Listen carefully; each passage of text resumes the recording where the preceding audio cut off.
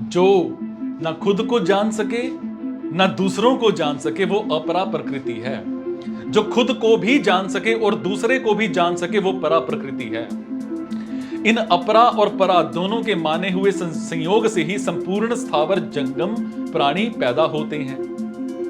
मूल दोष एक ही है।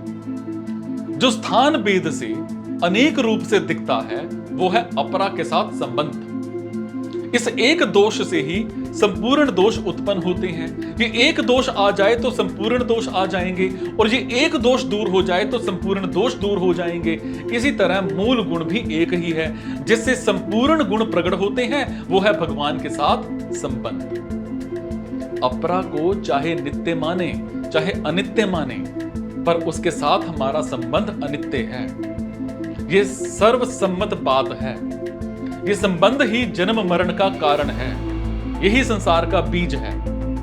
मैं संपूर्ण जगत का प्रभव और प्रलय हूं। इसका मतलब है कि इस स्थावर जंगम रूप जगत को मैं ही उत्पन्न करने वाला हूं और मैं ही उत्पन्न होने वाला हूं। मैं ही नाश करने वाला हूं और मैं ही नष्ट होने वाला हूं, क्योंकि मेरे सिवाय संसार का दूसरा कोई भी कारण और काम नहीं है। अर्थात मैं ही इसका निमित्त और उपादान कारण हूं। सो जगत रूप से मैं ही हूं। भगवान ने कहा है अमृत और मृत्यु और सत्य और असत्य भी मैं ही हूं। श्रीमद् भागवत में भगवान कहते हैं जो कुछ अप्रत्यक्ष या अप्रत्यक्ष वस्तु है वो सर्वशक्तिमान परमात्मा ही है।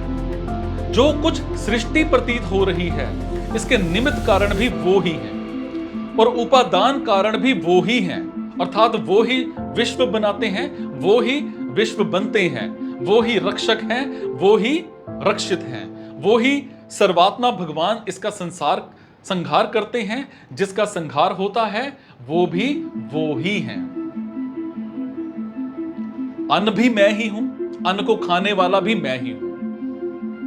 अपरा और परा प्रकृति और उसके संयोग से पैदा होने वाले संपूर्ण प्राणी ये सब के सब एक भगवान ही हैं। कारण कि भगवान है और कार्य भी।